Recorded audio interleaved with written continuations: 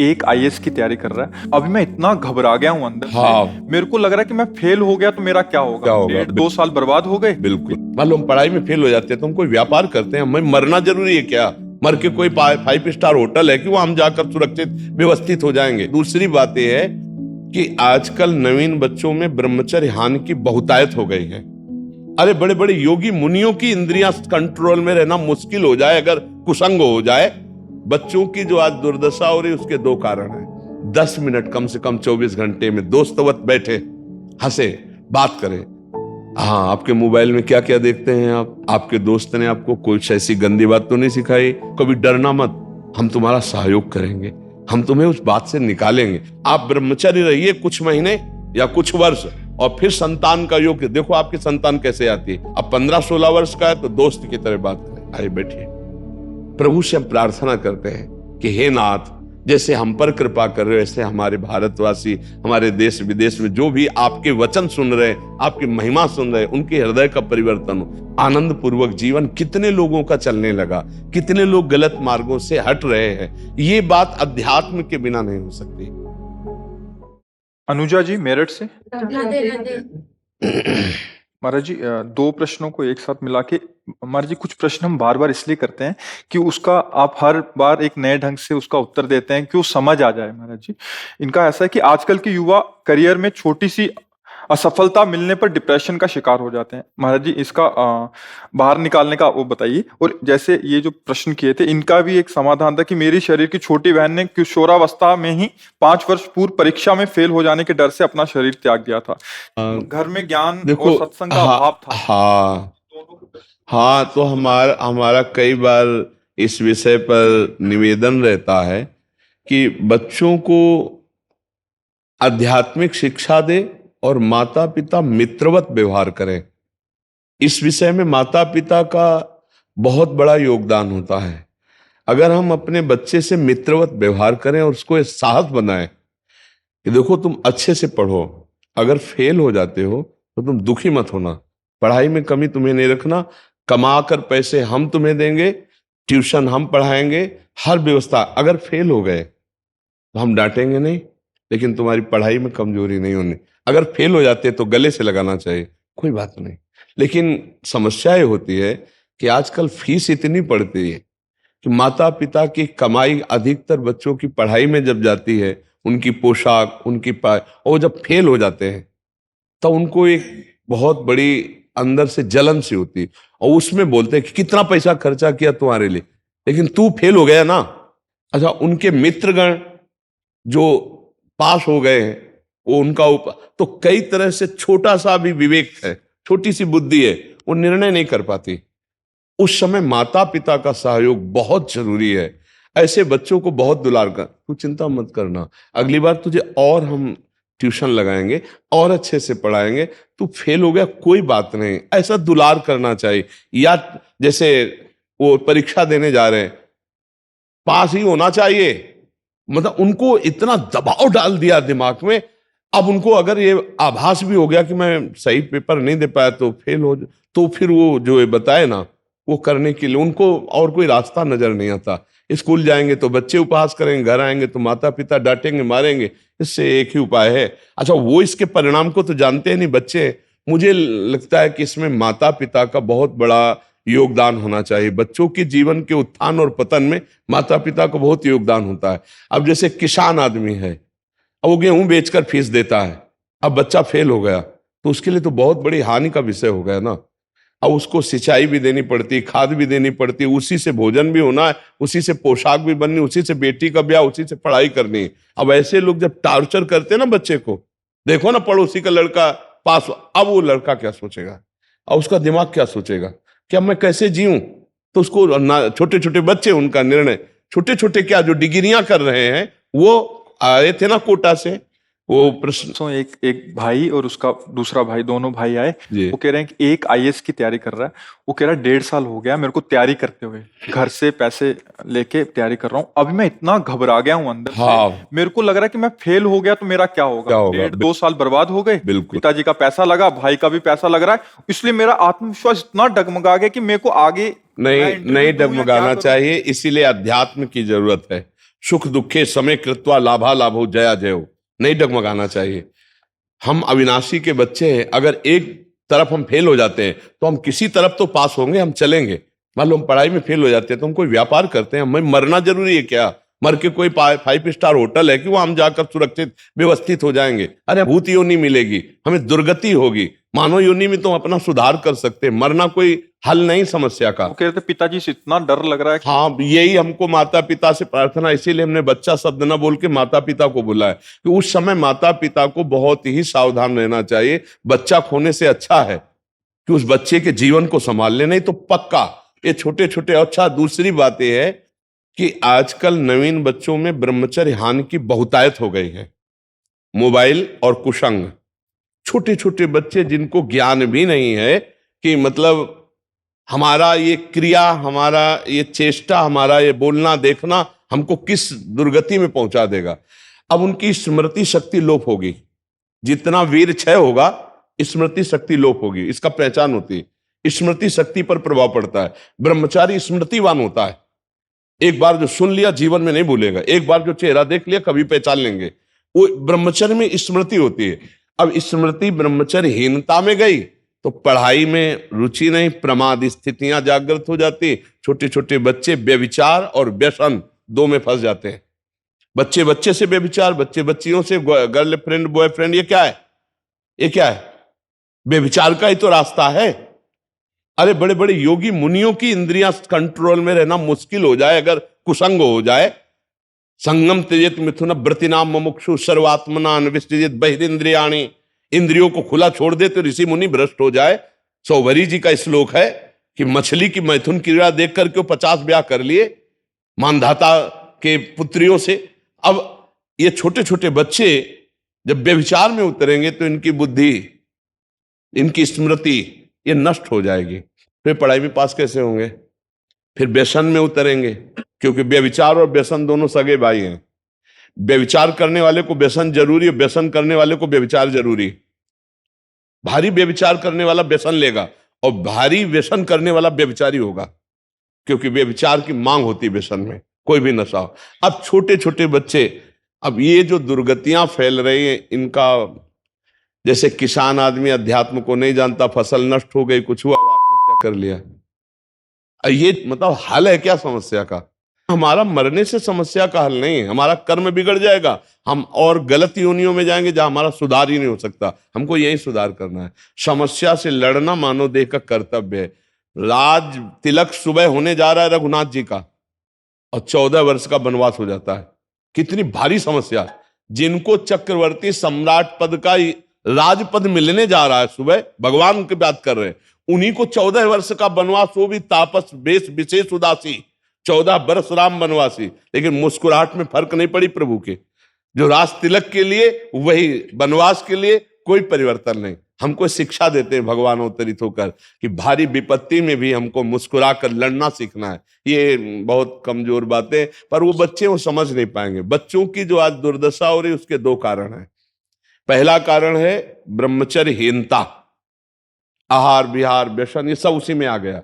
और दूसरा कारण भारी कुसंग, मोबाइल से कुसंग और समाज का कुसंग। उनके मित्र ऐसे हैं कुसंगी जिससे वो बहुत ही हानि होती चली जा रही। और घर के माता पिता अपने में इतने व्यस्त हैं कि बच्चों के साथ व्यवहार करते हैं तो कटु व्यवहार करते हैं। वो नहीं समझ रहे इन छोटे बच्चों पर कड़ुआ आपका बर्ताव क्या प्रभाव डालेगा। ये बड़े होंगे तो नास्तिक हो जाएंगे, आपको थप्पड़ आएंगे पक्का। अगर प्यार से चलोगे ना, धर्म से चलोगे, इनको धर्म सिखाओगे तो ये झुक के पैर छुएंगे। बस माता पिता बालकें बुलावे उधर भरे सोई जतन। जैसे कुम्हार जरा सा चूक जाए तो उस पात्र का आकार टेढ़ा हो जाएगा। बहुत सावधानी से ऊपर से पिटाई करते हुए अंदर हाथ रखे हुए उसको आकार देता है घड़े को। ऐसे ही माता पिता कुम्हार हैं बच्चे के जीवन के लिए। उनको चाहिए 10 मिनट कम से कम 24 घंटे में दोस्तवत बैठे, हंसे, बात करें। हाँ, आपके मोबाइल में क्या क्या देखते हैं आप? आपके दोस्त ने आपको कोई ऐसी गंदी बात तो नहीं सिखाई? आप कोई गंदी बात तो नहीं? देखो, अगर कोई गंदी बात करते हो ना, हमसे बता दो, कभी डरना मत, हम तुम्हारा सहयोग करेंगे, हम तुम्हें उस बात से निकालेंगे। छोटे छोटे बच्चों को ब्लैकमेल कर रहे हैं, छोटे छोटे बच्चों को गलत रास्ते में डालने के लिए ब्लैकमेल कर रहे हैं। ऐसे हमारे पास कितनी शिकायतें आई, चाहे बच्चा हो चाहे बच्ची हो। अब वो अपने मम्मी पापा से डर रहे हैं और दोस्त उनके साथ अनाचार दुराचार कर रहे हैं, वो कह किसी से सकते नहीं, अंततो गत्वा वो ऐसे रिजल्ट में आप आ जाते हैं जहां जिसको हम शरीर त्याग कहते हैं। इसलिए हमें लगता है सबसे पहला माता पिता का रोल है, वही गुरु है बच्चे के। उनको बचाओ, आज के कुसंग से बचाओ, अपने बच्चे और बच्चियों को शिक्षा दो। किसी को बॉयफ्रेंड गर्लफ्रेंड बनाने की जरूरत नहीं। आगे चलकर जब तुम जिस लड़के को पसंद करोगी, मैं कुछ नहीं देखूंगा, आपकी बात मानकर ब्याह करूंगा, पर अभी पढ़ाई में, अभी कोई बच्चा कोई भी बच्ची धर्म भ्रष्ट आचरण मत करना। आजकल नहीं देखना चाहिए, बात ये देखना चाहिए कि बच्चों की मित्रता पक्की और वो राजी है तो अवस्था के अनुसार फिर वो ज्यादा इधर उधर ना देखे आजकल, नहीं तो फिर तुम्हारी एक भी नहीं चलेगी और वो धर्म भ्रष्ट होकर के विविध प्रकार के आचरणों में फंस जाएंगे। तो अपने बच्चों को इतना कम से कम प्यार देकर अधिकार दे देना चाहिए कि अपने हृदय की बात अपने माता पिता से कह दे। माता पिता इतना डरा धमका करके बच्चों को रखते हैं कि वो अपनी बात कह नहीं पाते और वो हार जाते हैं, अपने जीवन से हार जाते हैं। इसलिए हमें लगता है पहली बात तो खूब पढ़ने की प्रेरणा दे, स्वयं बैठ के पढ़ाना। ट्यूशन तो पढ़े, स्वयं 10-5 मिनट आपको भी देखना चाहिए, आप क्या पढ़ते हैं, आप क्या है, आपकी जीवनचर्या क्या है, आपकी दिनचर्या। फुर्सत ही नहीं, फुर्सत ही नहीं माता पिता को, तो फिर ऐसे बालकों के साथ घटना होती है। अगर हमें बैठकर पढ़ाया जाए, हमें बैठकर समझाया जाए, हमें बैठकर अध्यात्म की बातें सिखाई जाए, जीने की कला सिखाई जाए, तो हमें लगता है बहुत कुछ हो सकता है। गर्भस्थ शिशु को चक्रव्यूह रचना तोड़ना सिखा दिया अर्जुन ने। गर्भस्थ शिशु को, गर्भ में गर्भस्थ शिशु प्रहलाद को सिखा दिया नारद जी ने भक्ति का चरम अवस्था का स्वरूप। तो क्या प्रगट बालकों को हम नहीं संभाल सकते? प्यार क्या है? हमारा प्यार इतना दमदार नहीं है कि हम अपने बच्चे को अपने प्यार के शासन में लेकर हर बात उसकी समझें। लेकिन आज नहीं है, फुर्सत नहीं है, समय नहीं है। ऐसे ऐसे माता पिता खुद विक्षिप्त है जो अध्यात्म को नहीं जानते कि अपने बच्चों को, अपनी पत्नी को जहर दे के खुद मरने के लिए तैयार है। आप कितनी घटनाएं देखो ना। मुझे लगता है अध्यात्म के बिना पशुता जाति नहीं है। अध्यात्म रोज नियम से हमें सत्संग सुनना चाहिए, शास्त्र स्वाध्याय करना चाहिए, रोज नाम जप करना चाहिए, पवित्र आहार करना चाहिए, शराब पीना, मांस खाना, व्यभिचार करना, पराई स्त्री या पुरुष से संयोग करना, इनका त्याग कर दो। देखो बुद्धि कितनी सुंदर हो जाएगी। आप ब्रह्मचर्य रहिए कुछ महीने या कुछ वर्ष और फिर संतान का योग देखो आपकी संतान कैसे आती है। अब आप खुद भ्रष्ट हो तो संतान ब्रह्मचारी थोड़ी पैदा हो जाएगी, संतान विवेकवान थोड़ी पैदा हो जाएगी। तो इसलिए हमें लगता है सुधार तो किसान का खेत जितना अच्छा होता है और बीज जितना अच्छा होता है उतनी अच्छी फसल होती है। चरित्र सही होना चाहिए और विवेक सही होना चाहिए माता पिता का, तब बच्चों का उन्नति होती है। तो अगर शिक्षा दी जाए बेटों को कि प्रातःकाल उठ के रघुनाथा मात पिता गुरु नावै माथा, ये सिखाया गया था हम लोग। कर आगे वस्ते लक्ष्मी कर्म दे दो, धरती के पैर छू, ये सब। अब आजकल कौन पुत्र अपने माता पिता के पैर छूता है? माथा रख के प्रणाम करे माता पिता। हमें लगता शर्म लगेगी शायद बच्चे को माता पिता के चरण छूने में। क्यों? बूढ़े माता पिता के चरण छूना तो बात जान दो, उनको थपड़ियावे ना, बस इतनी बड़ी कृपा है। उनको पीठ न दे यही बड़ी कृपा है, उनको भोजन दे दे यही बड़ी कृपा है। तो आज जो समस्याएं बढ़ रही हैं वो धर्म विहीन आचरणों के कारण बढ़ रही हैं। आज जो इस तरह की घटनाएं हो रही हैं, हमारा सौहार्द खत्म हो चुका है, वासना छा रही। माता पिता अपने में नहीं समझ पा रहे तो बच्चों को कैसे संभाले? माता पिता खुद नहीं समझ पा रहे हमारा धर्म क्या है तो बच्चों को कैसे संभाले? बच्चों की बहुत छोटी बुद्धि होती है, उनको समझाने के लिए छोटा बनना पड़ता है। जैसे छोटे बच्चे को खिलाने के लिए आप घुटनों के बल चलते हो तो हंसता है ना, ऐसे ही जब बच्चा 8-10 वर्ष का हो तो उसके जैसा बन के बात करे, उससे प्यार से बात करे, कभी गोद में बैठा ले, दुलार करे, उसकी जानकारी ले, उसकी वृत्ति कहाँ जा रही। अब 15-16 वर्ष का है तो दोस्त की तरह बात करे, आइए बैठिए, आप अपना मोबाइल दिखा सकते हैं, आप क्या क्या देखते हैं, आप किससे प्यार करते हैं, क्या बात करते हैं, कैसे आचरण है, आप कृपा करके दिखा सकते हैं? बिल्कुल दोस्त की तरह, जैसे दोस्त से बात करते हैं। नहीं नहीं, हम नहीं, देखो हम तुम्हारे पक्के दोस्त भी हैं, पिता भी हैं, जान की ताकत लगा देंगे, कहीं फंसने नहीं देंगे। ऐसे तो उसको लगेगा कि भारी से भारी गलती करके हम अपने पापा से बात कर सकते हैं, हम भारी से भारी गलती करके अगर पापा डांटेंगे तो मम्मी से बात कर सकते हैं।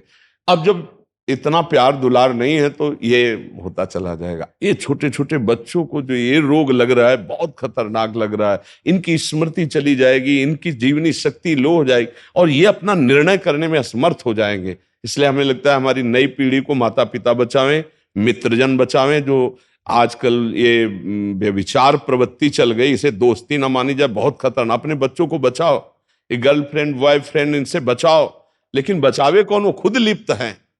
समस्या ये है कि बचाने वाले ही लिप्त हो रहे हैं।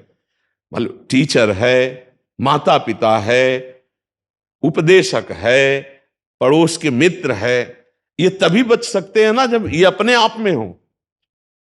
भाई टीचर सद्भावना युक्त हो, बच्चों को वैसे बैठाला, जो खेलने का समय, उस समय उनसे मित्रवत बात करें।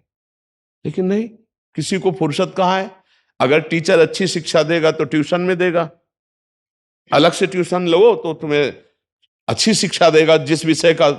आजकल सब जगह गड़बड़ होना शुरू हो गया है, इसलिए समाज की विकृति बढ़ रही है। हमें तो लग रहा है अध्यात्म में सब संभले तभी हो सकता है, नहीं तो कोई उपाय आपको नजर आ रहा हो तो हमें बताइए।